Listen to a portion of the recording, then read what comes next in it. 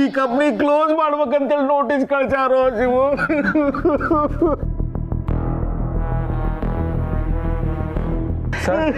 Sir ನಿಜ ಹೇಳ್ತಿದ್ದೀರಾ sir? ಕನಸೊಳಗ company close ಮಾಡ್ತಾರೆ ಅಂತ ಹೇಳಿದ್ರೆ ಬೆಚ್ಚಿಗೆ ಬೀಳೋ ಅಂತವ ನಾನು. ಕರೆಗೊಂದ್ರು ಇಮೇಲ್ ಬಂದದ ಕಂಪ್ನಿ ಕ್ಲೋಸ್ ಮಾಡಂತೇಳಿ.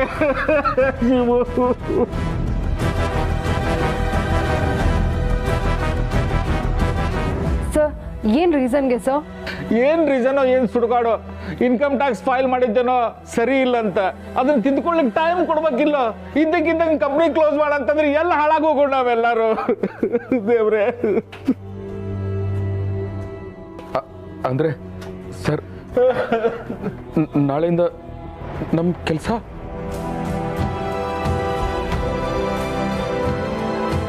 ಡ್ಯಾಡಿ.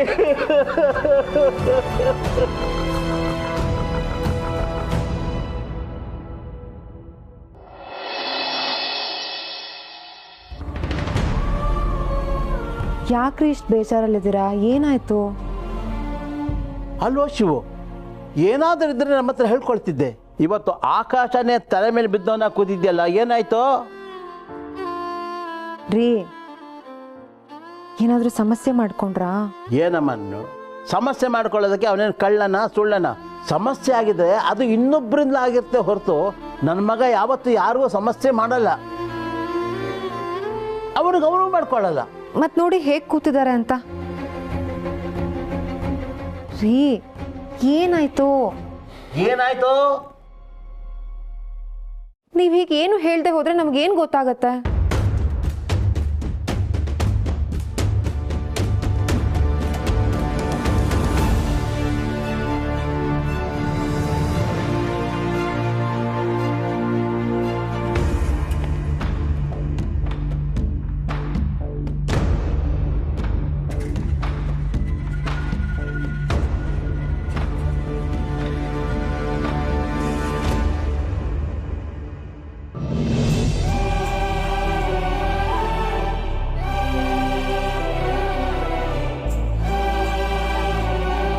ಏನಮ್ಮ ಯಾಕೆ ಗಾಬರಿ ಆದೆ? ಏನಿದೆ ಆ ಲೆಟ್ರಲ್ಲಿ? ಇವರು ಕೆಲಸ ಕಳ್ಕೊಂಡಿದ್ದಾರೆ.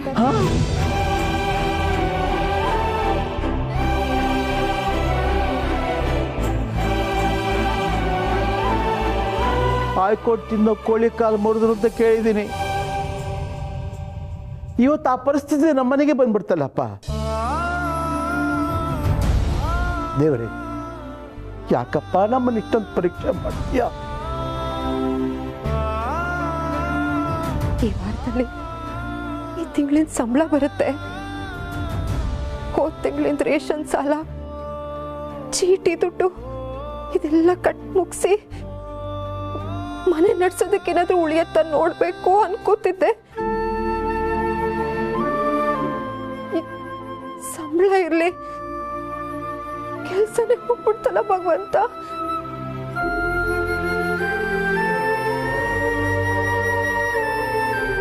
ಅಯ್ಯೋ, ಇವರಿಬ್ರು ಇಷ್ಟು ಶಾಕ್ ಆಗ್ತಾರೆ ಅಂತ ಗೊತ್ತಿದ್ರೆ ನಾನು ಈ ವಿಷಯನ ಹೇಳ್ತಾನೆ ಇರ್ಲಿಲ್ವೇ? ಇದರಿಂದ ಅಪ್ಪನ ಆರೋಗ್ಯಕ್ಕೆ ಏನಾದರೂ ಹೆಚ್ಚು ಕಮ್ಮಿ ಆಗ್ಬಿಟ್ರೆ? ಇಲ್ಲ ಇಲ್ಲ, ಏನಾದ್ರು ಬೇರೆ ಥರ ಮ್ಯಾನೇಜ್ ಮಾಡ್ಬೇಕು ಇವಾಗ.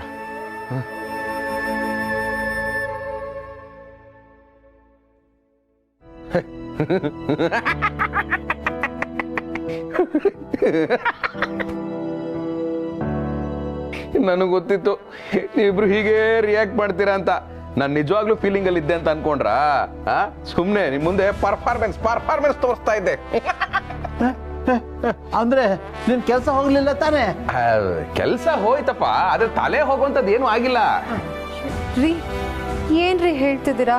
ಕೆಲಸ ಹೋಯ್ತು ಅಂತೀರಾ, ತಲೆ ಕೆಡ್ಸ್ಕೊಳ್ಳೋ ಅಂಥದ್ದು ಏನಿಲ್ಲ ಅಂತೀರಾ? ನಂಗೇನು ಅರ್ಥ ಆಗ್ತಾ ಇಲ್ಲ. ಗಿರಿ, ನಿನ್ ಗಂಡನ ಏನ್ ಅನ್ಕೊಂಡಿದ್ಯಾ? I am a salesman ಕೆಲ್ಸಕ್ಕೆ ಎಷ್ಟು ಡಿಮ್ಯಾಂಡ್ ಇದೆ ಗೊತ್ತಾ? ಈ ಕಂಪ್ನಿ ಇಲ್ಲ ಅಂದ್ರೆ ಏನಂತೆ, ಇನ್ನೊಂದು ಕಂಪ್ನಿ ಇದೆ. ಸಾವಿರಾರು ಕಂಪ್ನಿಗಳು ಕ್ಯೂ ಅಲ್ಲಿ ನಿಂತ್ಕೊಂಡು ಕಾಯ್ತಾ ಇದಾರೆ ಸೇಲ್ಸ್ ಮ್ಯಾನ್ ಬರ್ಲಿ ಅಂತ.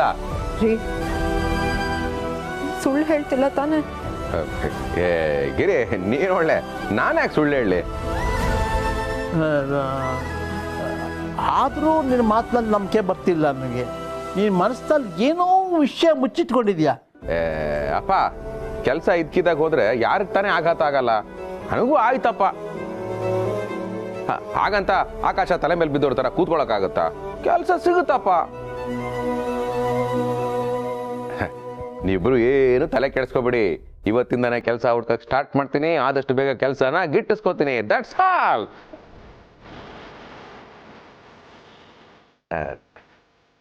ಆದ್ರೆ ನನಗೆ ಕೆಲಸ ಹೋಗಿರೋ ವಿಷಯ ಮಕ್ಕಳಿಗೆ ಗೊತ್ತಾಗೋದು ಬೇಡ. ಆಮೇಲೆ ಅವರು ಎಜುಕೇಶನ್ ಮೇಲೆ ಕಾನ್ಸಂಟ್ರೇಷನ್ ಕಮ್ಮಿ ಮಾಡ್ಕೊಂಡ್ಬಿಡ್ತಾರೆ. ಆಯ್ತು ರೀ, ನಿಮ್ಗೆ ಕೆಲಸ ಸಿಕ್ಕೇ ಸಿಗುತ್ತೆ. ಆ ಭಗವಂತ ಇದ್ದಾನೆ, ನಾನು ಹರಕೆ ಕಟ್ಕೋತೀನಿ, ಅವನೆಲ್ಲ ಒಳ್ಳೇದೇ ಮಾಡ್ತಾನೆ ರೀ. ಏನಾದರೂ ಆಗಲಿ ನಾವೆಲ್ಲರೂ ನಿಮ್ಮ ಜೊತೆಗಿರ್ತೀವಿ. ಹೌದು ಕಣೋ ಶಿವು, ಏನೇ ಆಗಲಿ ಧೈರ್ಯವಾಗಿ ಫೇಸ್ ಮಾಡು. ನಾವಿದೀವಿ ಕಣೋ.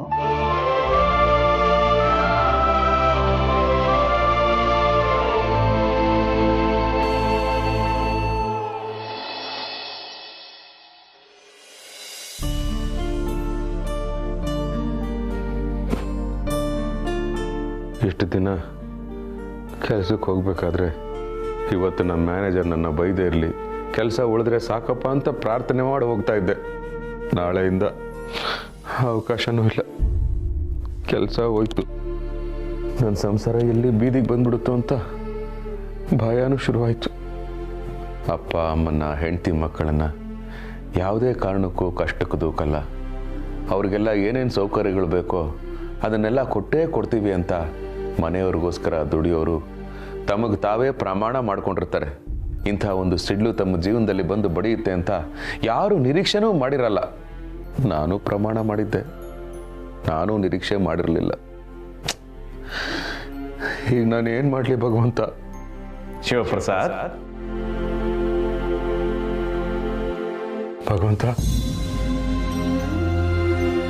ಜಗತ್ತು ವಿಶಾಲವಾಗಿದೆ, ಸಹಸ್ರಾರು ಉದ್ಯೋಗಗಳಿವೆ. ಪ್ರಯತ್ನ ಪಟ್ರೆ ಸಿಕ್ಕರೂ ಸಿಗ್ಬೋದು. ಅಲ್ಲ ಭಗವಂತ, ನಿನ್ನ ಸ್ನೇಹಿತ ಕೆಲಸ ಕಳ್ಕೊಂಡು ಖಾಲಿ ಕೈಯಲ್ಲಿ ಕೂತಿದ್ದಾನೆ. ನೀನು ಜಗತ್ತು ವಿಶಾಲವಾಗಿದೆ ಅಂತ ಸುಲಭವಾಗಿ ಹೇಳ್ತಾ ಇದೆಯಲ್ಲ ಭಗವಂತ.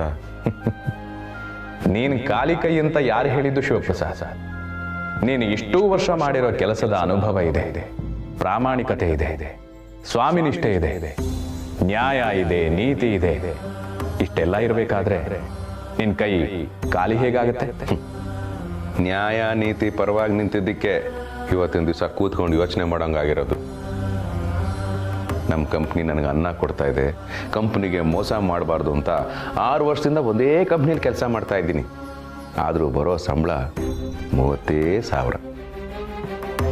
ಅದೇ ಒಂದು ಹುಡುಗಿ 3 ವರ್ಷದ ಮುಂಚೆ ಕೆಲಸಕ್ಕೆ ಸೇರಿಕೊಂಡು ವರ್ಷಕ್ಕೊಂದು ಕಂಪ್ನಿ ಚೇಂಜ್ ಮಾಡಿದ್ಲು. ಈಗ ಆಕೆಗೆ 78,000 ಸಂಬಳ. ಎಲ್ಲಿದೆ ಭಗವಂತ ನ್ಯಾಯ? ನಮ್ಮ ಸ್ವಾರ್ಥಕ್ಕೋಸ್ಕರ ಒಬ್ಬರಿಗೆ ಬಕೆಟ್ ಹಿಡಿಬಾರ್ದು, ನ್ಯಾಯನೇ ಮುಖ್ಯ, ಅದೇ ನಮ್ಮನ್ನು ಕಾಪಾಡುತ್ತೆ ಅಂತ ಅಂದ್ಕೊಂಡಿದ್ದಕ್ಕೆ ಮ್ಯಾನೇಜರ್ ಹತ್ರ ಪ್ರತಿ ಸರಿ ಬೈಸ್ಕೋಬೇಕು. ಮಾಡಿದ್ದಕ್ಕೆ ಮಾಡದಿರೋದಕ್ಕೆ ಎಲ್ಲದಕ್ಕೂ ಅನ್ನಿಸ್ಕೋಬೇಕು. ಅದೇ ನಮ್ಮ ಬಾಸ್ಕಿ ಮ್ಯಾನೇಜರ್ಗೆ ಬಕೆಟ್ ಹಿಡ್ಕೊಂಡು ಪ್ರಮೋಷನು, ಇನ್ಸೆಂಟಿವ್, ಬೋನಸ್ ಅಂತ ಎಲ್ಲ ಗಿಟ್ಟಿಸ್ಕೊಂಡ. ಒಂದೊಂದು ವಾರ ರಜಾ ಹಾಕಿದ್ರು ಕೇಳ್ತಾನೆ ಇರಲಿಲ್ಲ. ಎಲ್ಲಿದೆ ಭಗವಂತ ನ್ಯಾಯ? 2 ತಿಂಗಳು ಸಂಬಳ ಕೊಡದೇ ಇರೋವಾಗಲೂ ನಮ್ಮ ಕಂಪ್ನಿ ಕಷ್ಟದಲ್ಲಿದೆ ಅಂತ ಅರ್ಥ ಮಾಡಿಕೊಂಡು ನನ್ನ ಸಂಸಾರನ ಸಾಗಿಸಿದ್ದೀನಿ. ಅಂಥದ್ರಲ್ಲಿ ಇವತ್ತು ನಮ್ಮ ಬಾಸು ಎಲ್ಲರನ್ನೂ ಆಚೆ ಹೋಗಿ ಅಂತ ಒಂದೇ ಸರಿ ಹೇಳ್ಬಿಟ್ರು. ಎಲ್ಲಿದೆ ಭಗವಂತ ನ್ಯಾಯ? ಕೆಲಸ ಹೋಯ್ತು ಅಂತ ನೀನ್ ಯಾಕೆ ಅನ್ಕೋತಿದ್ಯಾ? ನೀನ್ ಕಳ್ಕೊಂಡಿರೋದು ರಾಜಾ ಕಂಪನಿಲಿರೋ ನೀನು ಹುದ್ದೆ ಅಷ್ಟೇ. ಸುತ್ತಮುತ್ತ ನೋಡಿದ್ರೆ ಸಿಕ್ಕರೂ ಸಿಗ್ಬಹುದು ಅಂತ ಹೇಳ್ತಾ ಇದೆಯಾ ಹೊರತು ಸಿಕ್ಕೇ ಸಿಗುತ್ತೆ ಅಂತ ಹೇಳ್ತಾನೆ ಇಲ್ವಲ್ಲ ನೀನು. ನಾನು ಹೇಗೆ ಹೇಳಿ ಶಿವಪ್ರಸಾದ್? ನಾನು ಇಂದು ಬದುಕೋನು, ಈ ಕ್ಷಣದಲ್ಲಿರೋನು. ಮುಂದೆ ಆಗೋದನ್ನ ನಾನು ಹೇಗೆ ಹೇಳಿ?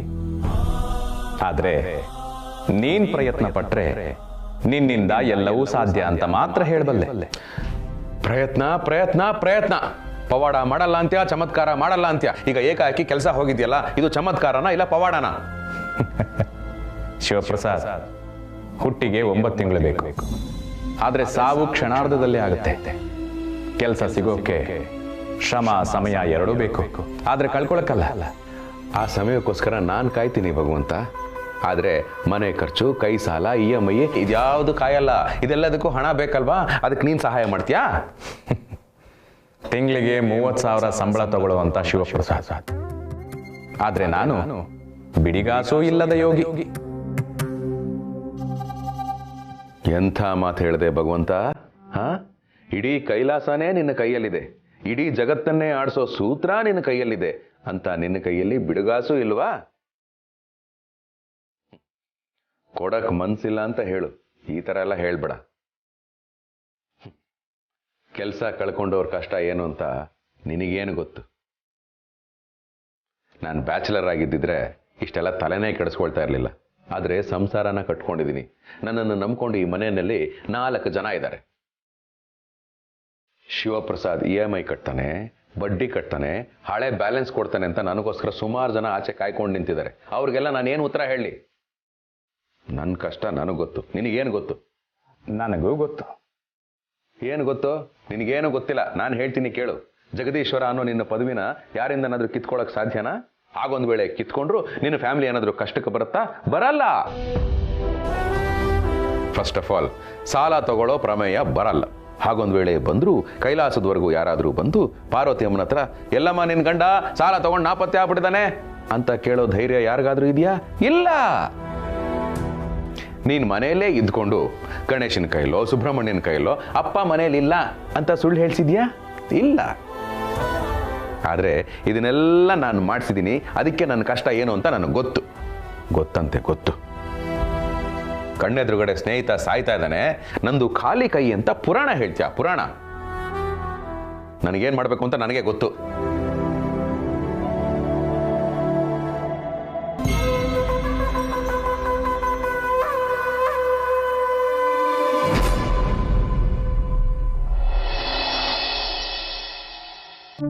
ಇಲ್ಲಿ ಹೀಗೆ ಕಾಯ್ಕೊಂಡು ಕೂರೋ ಬದಲು ಆನ್ಲೈನಲ್ಲಿ 1-2 ಕಡೆ ಕೆಲ್ಸಕ್ಕಾದ್ರೂ ಅಪ್ಲೈ ಮಾಡ್ಬೋದಾಗಿತ್ತು.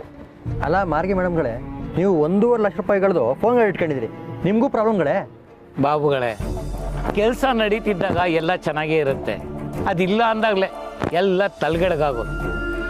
ಆನೆ ಭಾರ ಆನೆಗೆ, ಇರುವೆ ಭಾರ ಇರುವೆ. ನಾಗರಾಜ್ ಸರ್, ಶಿವ ಸರ್ಗೆ ಏನಾದರೂ ಫೋನ್ ಮಾಡಿದ್ರಾ? ಅವ್ರು ಫೋನೇ ತೆಗಿತಾ ಇಲ್ಲ. ಕೆಲಸ ಕಳ್ಕೊಂಡು ಖರ್ಚಿಗೆ ದುಡ್ಡಿಲ್ದೆ ಜೇಬಲ್ಲಿರೋ ಮೊಬೈಲ್ನು ಮಾರ್ಕೊಂಡು ಹೋಗಿರ್ಬೇಕು. ಮೊದ್ಲೇ 2 ಮಕ್ಕಳು, ಅವ್ರ ಫೀಸು, ಮನೆ ಸಾಲ ಇದೆಲ್ಲ ಕಟ್ಟಕ್ಕಾಗ್ದೆ ಸಾಯ್ತಿರ್ತಾನೆ. ಪಾಪ ಪಾಪ. ಬಾಸ್ಕಿ, ಇನ್ನೊಬ್ರ ಲೈಫ್ನ ಅದ್ ಹೇಗೆ ಎಷ್ಟು ಈಸಿಯಾಗಿ ಜಡ್ಜ್ ಮಾಡ್ತೀರಾ ನೀವು?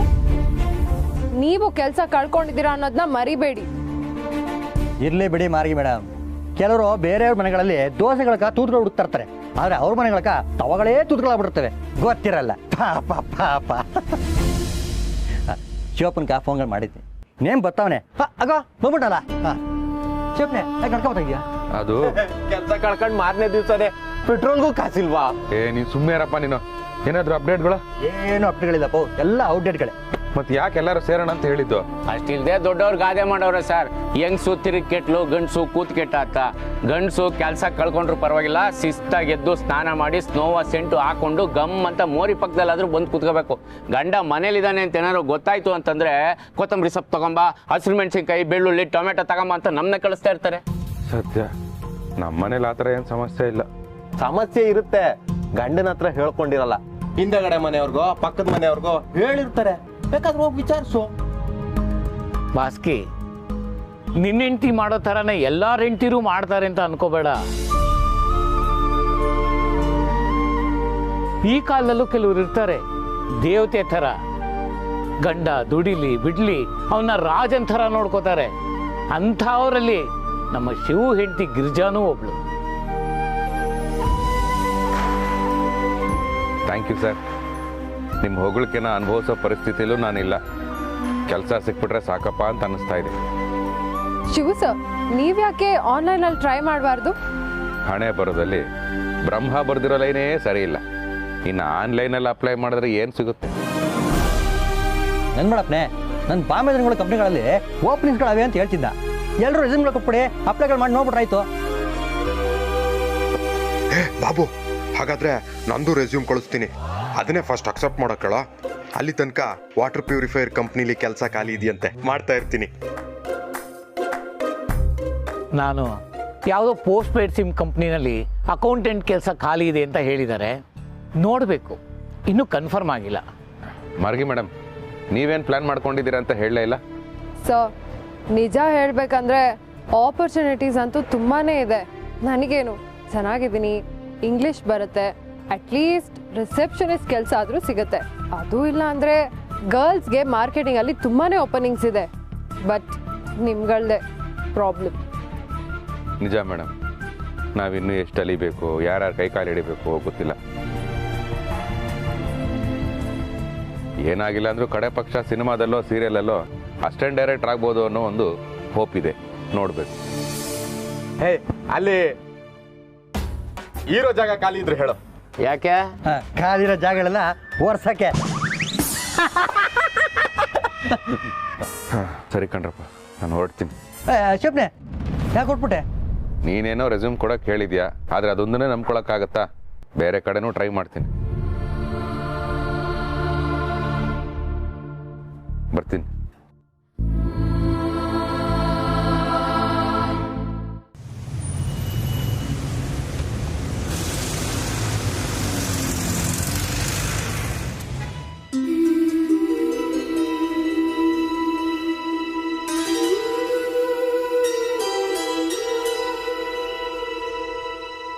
ಅಪ್ಪ ಕಣದ ಹಠ ಮಾಡ್ಬಿಡ, ಸುಮ್ಮನೆ ನಡಿ. ನೀನ್ ಸುಮ್ಮನಿರಕ್ಕ, ಅಪ್ಪನ್ ಕೇಳಿದ್ರೇನೆ ಕೊಡ್ಸೋದು. ಅಪ್ಪ ಸಂಬಳ ಆದ್ಮೇಲೆ ಕ್ರಿಕೆಟ್ ಬ್ಯಾಟ್ ಕೊಡಿಸ್ತೀನಿ ಅಂದಲ್ಲ, ಕೊಡ್ಸು.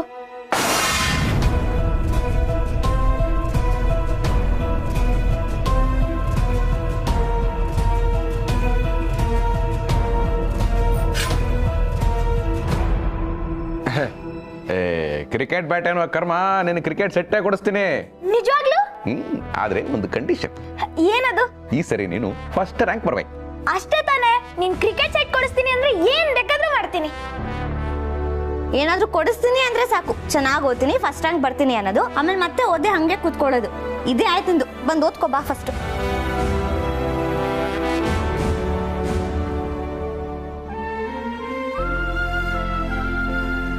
ಶೋರೆ, ನಾ ಹಿಂಗಂತಂದೇಳಿ ಬೇಜಾರು ಮಾಡ್ಕೊಂಬೇಡಿ. ಅಲ್ಲ, ನಿಮಗೆ ಕೆಲಸ ಸಿಕ್ಕುವರೆಗೂ ನಾನೇನಾದರೂ ಹೆಲ್ಪ್ ಮಾಡೋದಾ?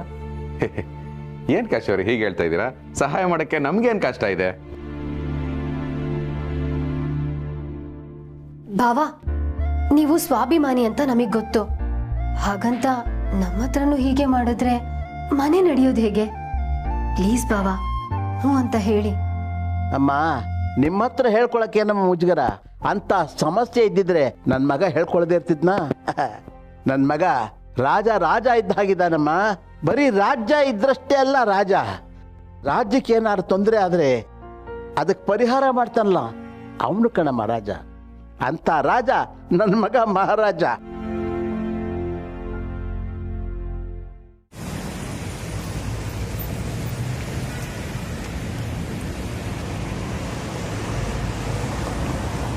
ನಮ್ಮ ಹತ್ರನೇ ಸಹಾಯ ತಕೊಂಡ್ಕಂದಳಿ ಅಲ್ಲ ಯಜಮಾನ್ರೆ.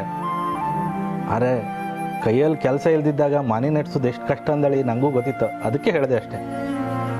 ಅಲ್ಲ, ನಿಮಗೇನು ಸಮಸ್ಯೆ ಇಲ್ಲ ಅಂದ್ರೆ ಅಡ್ಡಿಲ್ಲ, ಒಟ್ಟಿನಲ್ಲಿ ಆರಾಮಾಗಿರಿ ಅಷ್ಟೇ. ಹಾಗೇನಿಲ್ಲ ಕಾಶಿಯವರೇ, ನನ್ನ ಗಂಡ ಯಾವತ್ತೂ ಯಾವುದಕ್ಕೂ ನಮ್ಗೆ ಕಮ್ಮಿ ಮಾಡಿಲ್ಲ, ಮುಂದೆ ಮಾಡೋದು ಇಲ್ಲ. ಹಾಗೇನಾದರೂ ಸಮಸ್ಯೆ ಆದರೆ ನಾನು ಯಾವುದಾದ್ರೂ ಸಣ್ಣ ಪುಟ್ಟ ಕೆಲಸಕ್ಕೆ ಸೇರ್ಕೊಳ್ತೀನಿ. ಹೇ ಗಿರಿ, ಏನ್ ಮಾತಾಡ್ತಾ ಇದ್ದೀಯ ನೀನು? ಅಲ್ಲ, ನಿನ್ನ ಹತ್ರ ದುಡಿಸ್ಕೊಂಡು ನಾನು ಈ ಮನೆ ನಡೆಸ್ಬೇಕಾ? ನೀನು ರಾಣಿ ತರ ಇರಬೇಕು ಅಷ್ಟೇ. ಅಲ್ಲ ಅಪ್ಪ, ನೀನು ಅವಾಗ್ಲೇ ಏನ್ ಹೇಳಿದೆ? ನಾನು ರಾಜ, ಅವಳು ರಾಣಿ ಅಂತ ತಾನೇ ನೀನು ಹೇಳಿದ್ದು? ರಾಣಿ ಆದವಳು ಅಂತಃಪುರದಲ್ಲಿ ಇರಬೇಕು, ಹೊರಗೆ ಬಂದು ದುಡಿಯೋದಲ್ಲ. ಹಾಗಂತ ದುಡಿಯೋ ತಪ್ಪು ಅಂತ ನಾನು ಹೇಳ್ತಾ ಇಲ್ಲ. ನೀನು ರಾಣಿ ತರ ಇರಬೇಕು ಅಷ್ಟೇ. ಅಲ್ಲ, ಈಗ ಯಾಕೆ ಇಷ್ಟೆಲ್ಲ ತಲೆ ಕೆಡಿಸ್ಕೊಂಡಿದ್ದೀರಾ ನೀವು? ಮನೆ ನಡ್ಸಕ್ ಹಬ್ಬ ಬಂದ್ರೆ ಎಷ್ಟು ಬೇಕಾಗುತ್ತೆ ತಿಂಗಳಿಗೆ? ಎಲ್ಲ ಕಮಿಟ್ಮೆಂಟ್ ಲೆಕ್ಕ ಹಾಕೊಂಡ್ರು ಒಂದು 30,000 ಬೇಕಾಗುತ್ತೆ. ಅದನ್ನ ದುಡಿಯೋದೇನು ಮಹಾ ಕಷ್ಟನಾ? ಚಿಟ್ಕೆ ಹೊಡೆಯೋದ್ರೆ ದುಡಿತೀನಪ್ಪ. ಏನೋ ತಲೆ ಕೆಡಿಸ್ಕೋಬಿಡಿ. All is well.